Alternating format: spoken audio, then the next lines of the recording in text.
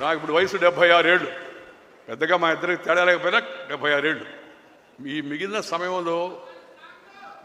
సమయంలో ఈ అమరావతి అభివృద్ధి చెందడం, పోలవరం పూర్తయి ఆ నీరు మిగతా ప్రాంతాలకు రాయలసీమకు కూడా పారే విధంగా చూడడం ఏతుందో ఇవి చూస్తే మనసుకు ఎంతో సంతోషం కలుగుతుంది. చంద్రబాబు నాయుడు పరిపాలనా దక్షుడు, దాంట్లో అనుమానం లేదు.